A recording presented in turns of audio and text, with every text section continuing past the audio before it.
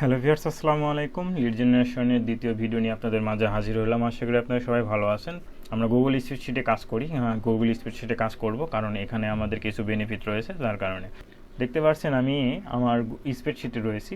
তো স্প্রেডশিটটা আপনি কীভাবে ওপেন করবেন, স্প্রেডশিটের কিছু কাজ রয়েছে, যার কারণে আমি আলাদা একটা ভিডিও বানাচ্ছি।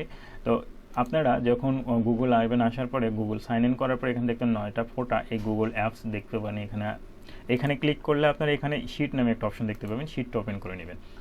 শিটটা ওপেন করে নেওয়ার পরে দেখতে পাচ্ছেন এখানে ব্ল্যাঙ্ক, এই ব্ল্যাঙ্কে ক্লিক করে দেবেন। এই ব্ল্যাঙ্কে ক্লিক করে দেওয়ার পরে আপনাদের মাঝে এরকম একটি স্প্রেডশিট ওপেন হবে। তো এইরকম একটি স্প্রেডশিট ওপেন হওয়ার পরে আপনাদের এখানে কাজ করার আগে এই স্প্রেডশিটটা সাজায় নিতে হবে। আসলে এই লিড জেনারেশন কাজ করতে যে আমাদের তথ্যগুলো লাগে, সে তথ্যগুলো আমাদের এখানে আগে অ্যাড করে নিতে হবে। তো প্রথমত কী সব তথ্য লাগে সেটা আমাদের জানতে হবে। আর ক্লায়েন্ট মূলত ওয়েবসাইট নেম, তারপর আপনার হচ্ছে website mail, business mail, info mail, first name, last name, কোম্পানির নাম, এগুলোই চাই।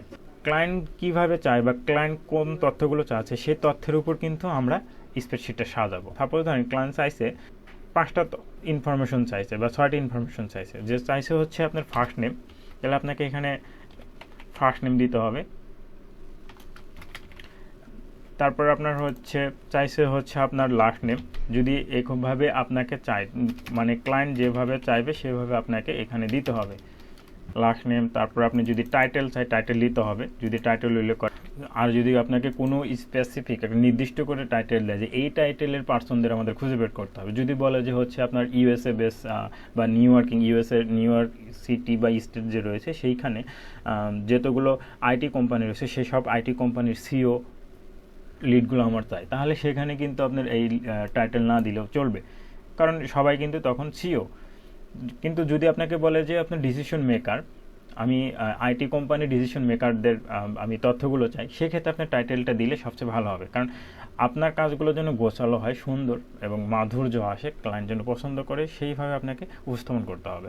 তো আপনি এইভাবে টাইটেল দিয়ে দেবেন, first name, last name, title. তারপরে আপনি হচ্ছে কোম্পানি নেম বা বিজনেস নেম বা ওয়েবসাইট নেম। তো আপনি এখানে বিজনেস নেম দিবেন, BUSINESS, business NAME, business name URL। তারপর আপনার হয়তো বা ইমেল চাবে, ইমেল দিবেন। তারপরে আপনার চাইতে পারে হচ্ছে লিঙ্কডিন আইডি, লাইনকে লিঙ্কডিন URL বা লিঙ্কডিন আইডি। তারপর আপনার চাইতে পারে হচ্ছে আপনার স্টেট, STAT স্টেট। তারপর আপনার চাইতে পারে হচ্ছে code, ZIP, zip COD, zip code চাইতে পারে। তারপরে আপনার হয়তো সিটি চাইতে পারে। তারপরে আপনার হচ্ছে কান্ট্রি, COUNTRI, কান্ট্রি চাইতে পারে। যদি আপনাকে নির্দিষ্ট করে কোনো কান্ট্রি দিয়ে দেয় তাহলে কান্ট্রি নাও চাইতে পারে। তো এইগুলো তথ্য মূলত চাই। তো প্রায় 7-8টা আমি তথ্য দিলাম। এই তথ্যগুলো মূলত কোম্পানি বা ক্লায়েন্ট চায়। তো এইগুলো এভাবে লেখার পরে আপনি এগুলো আর মাধুর্য করার জন্য আপনি চাইলে এইখানে ক্লিক করবেন, অনের উপর ক্লিক করে আপনি এখান থেকে এই যে দেখতে পাচ্ছেন 10, এটা হচ্ছে ফন্ট সাইজ। তো ফন্ট সাইজটা আপনি একটু বড় করে নিতে পারেন, কারণ এটা 12 করে নিলেন। 12 করে নেওয়ার পরে তারপর আপনি এটা হচ্ছে একটু বোল্ড করে নেবেন। এই যে এখানে দেখতে পাচ্ছেন কার্সার, এখানে বড় বিতে ক্লিক করলে কিন্তু এটা বোল্ড হয়ে যাবে।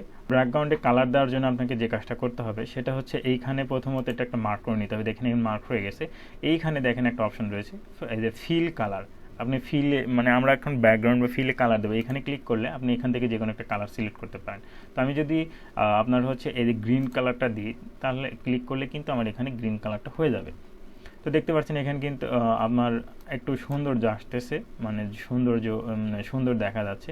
তো এইভাবে আপনারা যেভাবে পারেন সুন্দর যেন হয়, এবং এই লিস্টটা আপনি যখন ক্লায়েন্টকে দেবেন তখন যেন তার ইনফরমেশনগুলো দেখতে বুঝতে কোনো অসুবিধা না হয়, সেভাবে আপনি একটা লিস্ট তৈরি করে দেবেন। এখন আর একটা কথা হচ্ছে, দেখেন আমি যদি এখানে স্ক্রল ডাউন করি, নিচের দিকে চলে আসি, আমি সাপোজ ধরেন আমি এখানে কাজ করছি 20টার মতো কাজ করছি, আমি এখন 21 নাম্বার কাজ করব।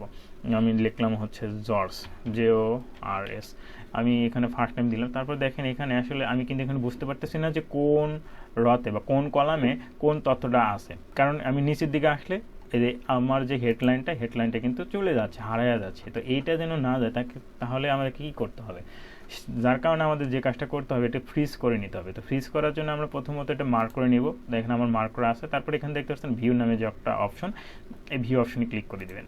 এই ভিউ অপশনে ক্লিক করে দেওয়ার পরে এখানে দেখতেছেন ফ্রিজ, এই যে ফ্রিজ অপশনে কার্সার নিয়ে আসার পরে এখানে অনেকগুলো অপশন দেখতে পাচ্ছেন। এখানে অন রতে যদি ক্লিক করেন তাহলে এটা ফ্রিজ হয়ে যাবে, এটা আর হেরে যাবে না। দেখেন আর কিন্তু যাচ্ছে না। আমি যদি 21 নাম্বার কাজ করি, আমি যদি 80 নাম্বারও কাজ করি, তাহলেও কিন্তু এটা হেরে যাচ্ছে না। এখানে ফার্স্ট নেম, এখানে লাস্ট নেম, এখানে হচ্ছে টাইটেল, এখানে বিজনেস নেম, এখানে বিজনেস ইউআরএল, এখানে ইমেইল, এইভাবে কিন্তু আমরা দিতে পারি। প্রথমত আপনাদের কাজ করার জন্য এই স্প্রেডশিটের কিছু তথ্য জানা দরকার বা কিছু বেসিক ধারণা থাকা দরকার। সেই ধারণাটা দেওয়ার জন্য আমি এই আজকে টিউটোরিয়ালটা তৈরি করলাম। তো এইভাবে যখন আপনার ক্লায়েন্টরা তথ্যগুলো চাবে, মূলত এইসবই চায়, তো এইভাবে তথ্য চাইলে আপনি কিন্তু এইভাবে অ্যাড করে দিতে পারেন। আর কিছু তথ্য পাবে, যেমন ধরেন হচ্ছে কোম্পানির রেভিনিউ, তারপরে আপনার হচ্ছে এমপ্লয়ের সংখ্যা, এমপ্লয়ার EMPLOYE এমপ্লয়ার, এইভাবে কিন্তু আপনার তথ্যগুলো চেতে পারে। বা কখনো দেখা যাবে যে একটা প্রজেক্ট করতেছেন, সবগুলো তথ্য চাইছে, আবার অনেকগুলো দেখা যায় যে সবগুলো তথ্য চায় না। যদি চায় সেগুলো আপনি দিবেন। তো দেখতে পাচ্ছেন এইখানে কিন্তু আমি তথ্যগুলো দিলাম। আবার অনেকে হয়তো বা এরকম চাইবে না, অনেকে হয়তো বা এরকম চাইতে পারে যে আপনার হচ্ছে ফার্স্ট নেম চাইতে হবে বা শুধু নাম দিলে হবে, নেম চাইবে, তারপর আপনার হচ্ছে কোম্পানি নেম চাবে, তারপর আপনার হচ্ছে কোম্পানি ইমেল চাবে বা ইমেল চাবে, শুধু ইমেল, ভ্যালিড ইমেল চাবে। ভ্যালিড ইমেল নিয়ে আমি ভিডিও তৈরি করব। এখানে ইমেল চাইবে। তারপর আপনার হচ্ছে টাইটেল চাইতে পারে, টাইটেল, এবং সর্বোচ্চ এইখানে আপনার হচ্ছে company URL, COMPANY, company URL, এই 4টা পর্যন্ত চাইতে পারে অনেকে। তো এইভাবে কিন্তু আপনি তৈরি করতে পারেন। এইভাবে লেখার পরে এখানে আপনি মার্ক করে নেওয়ার পরে আপনি এখান থেকে ভিউয়ে ক্লিক করে এখানে ফ্রিজে ক্লিক করে দিবেন, তাহলে এটা ফ্রিজ হয়ে যাবে। ওয়ানে ক্লিক করে দিবেন, ফ্রিজে 1, তাহলে এটা ফ্রিজ হয়ে গেল। এটা আর একটু সুন্দর করে দেখানোর জন্য এখানে মার্কে ক্লিক করে যে বোল্ডে ক্লিক করলেন, আর একটু এটা ফ্রন্ট সাইজটা একটু বাড়ায় দিবেন। ফ্রন্ট সাইজে ক্লিক করে এটা ফিলটা কালার করার জন্য আপনি চাইলে এখান থেকে যে কোনো একটা ফিল দিতে পারেন। দেখতে পাচ্ছেন এখানে ফিল দিলাম। যদি এটা স্পষ্ট না, তো স্পষ্টভাবে যেন দেখা যায় সেটা দিবেন। দেখেন আমি এটা কালার দিয়ে দিলাম, এবং চাইলে আপনি কিন্তু লেখার কালারগুলো চেঞ্জ করতে পারেন। তো আমি যদি শুধু প্রত্যেকটা কালার চেঞ্জ করতে চাই, তাহলে আমাকে পুরো রটা আমাকে মার্ক করতে হবে। তারপরে এই যে এখানে দেখতে পাচ্ছেন যে টেক্সট কালার, এখানে কার্সার নিয়ে আসলে দেখতে পাচ্ছেন টেক্সট কালারে ক্লিক করে কিন্তু আপনি এখান থেকে চেঞ্জ করতে পারেন। দেখেন আমি কিন্তু এখানে চেঞ্জ করতেছি। তো চেঞ্জ করতে না আসলে শুধু মানে সবসময়ের জন্য ব্ল্যাক থাকে। তো এখন আরেকটা কথা হচ্ছে, এইখানে সাপোজ ধরেন আপনার এইখানে নেম, তারপর আপনার হচ্ছে company name, email, title, company URL. তো কোম্পানি ইউআরএলটা আপনাকে কোম্পানি নেমের পরে দিতে হবে। সেক্ষেত্রে আপনি কী করবেন? তো এখানে আমার একটা কলাম নিয়ে আসতে হবে। সেক্ষেত্রে আমাকে কী করতে হবে? যদি আমি এই বির ডান পাশে নিয়ে আসি, তাহলে আমি কি বিতে ক্লিক করতে হবে। ক্লিক করার পরে আমি আবার কার্সারে আমার মাউস যে আছে, মাউসের ডান পাশে ক্লিক করার পর এই দেখতে পাচ্ছেন এখানে ইনসার্ট 1 কলাম রাইট, এই রাইটে ক্লিক করে দিলাম। তাহলে আমার একটা এখানে মানে কলাম হয়ে গেল।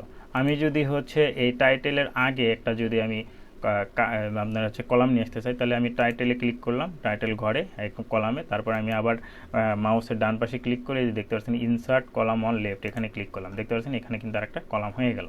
তো এখন আমি এখানে লিখতে পারি কোম্পানি COMPANY, কোম্পানি URL। দেখতে পাচ্ছেন এখানে কিন্তু হয়ে গেল। তো এইভাবে আপনার যদি কোনো দেখতে পারেন যে কোনো কলাম আপনার বাদ পড়ে গেছে, সেক্ষেত্রে কিন্তু আপনি এইভাবে অ্যাড করতে পারেন। আবার আপনি ধরেন কাজ করতেছেন, এখানে ধরেন জস, তারপর এখানে ধরেন হচ্ছে রবার্ট,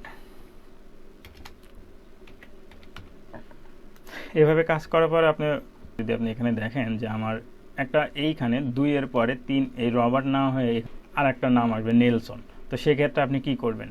আপনার যদি এখানে একটা রড দরকার হয়, তাহলে কি করবেন? এই যে 2-র উপর বা 3-এর উপর ক্লিক করবেন। যে কোনো একটার উপর ক্লিক করার পরে আপনি মাউস যে আছে, মাউসের ডান পাশে ক্লিক করার পরে এখানে দেখতে পাবেন ইনসার্ট র 1 অ্যাবভ, ইনসার্ট র অন বিলো। তো আপনি যেখানে ক্লিক করছেন তার নিচে যদি একটা আপনার র দরকার হয়, তাহলে র বিলোয় ক্লিক করে দিবেন। দেখতে পাচ্ছেন এখানে একটা র হয়ে গেল। তো আপনি এখানে নেলসন লিখে দিবেন। তারপর আপনি এখানে যে তথ্যগুলো দরকার, সেই তথ্যগুলো আপনি বসায় দিবেন। তো এইভাবে কিন্তু আপনি কাজগুলো করতে পারেন। এছাড়া আরও কিছু কাজ রয়েছে। আমি যদি এই ওয়েবসাইটের লিঙ্কটা আমি কপি করে নিয়ে আসি, এই কপি করে নিয়ে আসার পর যদি কোম্পানি ইউআরএল আমি বসায় দিই, অনেক সময় দেখবেন যে এই যে দেখেন আমি কোম্পানির ইউআরএলটা বসায় দেওয়ার পর ইমেলের ঘরে কিন্তু কোম্পানির নেমটা চলে আসছে। এইটা সমাধান করার জন্য কী করবেন, এটা সমাধান করার জন্য আপনি প্রত্যেকটা ঘরে সমাধান করার জন্য আপনি এই যে দেখতে পাচ্ছেন উপরে এই ঘরে ক্লিক করে দেবেন, মানে ওয়াল সিলেক্ট হয়ে যাবে। তারপর আপনি এখানে যে এই অপশনটা দেখতে পাচ্ছেন টেক্সট রপিং, রপিং ক্লিক করে দেবেন। রপিং ক্লিক করে দেওয়ার পর এখানে যে 3 নাম্বার অপশনটা আছে ডান পাশে ক্লিপে ক্লিক করে দেবেন। ক্লিক করে দিলে কী হলো দেখতে পাচ্ছেন এই যে 3 কলামে যে তথ্যগুলো রয়েছে তার 3 কলামের মধ্যে সীমাবদ্ধ থাকলো, সেটা আর কখনো এই এর ভিতরে আসবে না, মানে কখনো তো আসে না কিন্তু দেখা যায় এরকম, মানে একটু অগোছালো দেখা যায়। আপনি এখানে ক্লিক করলে কিন্তু আপনার এই আপনার যে কাঙ্ক্ষিত তথ্য সেটা দেখতে পাবেন। তো এইভাবে আপনি কিন্তু এখানে এই যে আপনার স্প্রেডশিটটার এখানে কিন্তু আপনি কাজ করতে পারেন। এবং কাজ করার আগে আপনি আরেকটা কাজ করতে পারেন, এইখানে আপনি নাম দিতে পারেন যে আসলে আপনি এটা কী বেস একটা আপনি পেজ তৈরি করতে চাচ্ছেন। সাপোজ ধরেন আমি এসইও লিড নাম দিলাম, আমার হচ্ছে এই শিটের নাম হচ্ছে এসইও লিড, আমি এসইও লিড করব। তো এইভাবে আপনি কিন্তু করতে পারেন। তো ভিডিও বড় না করি, আজকে আমি এই পর্যন্ত দেখাই এসইও লিড এবং স্প্রেডশিটটা কীভাবে কাজ করবেন। তো পরবর্তী আবার নতুন একটা ভিডিও নিয়ে আপনাদের মাঝে হাজির হবো। সবাই ভালো থাকবেন, সুস্থ থাকবেন, আল্লাহ হাফেজ।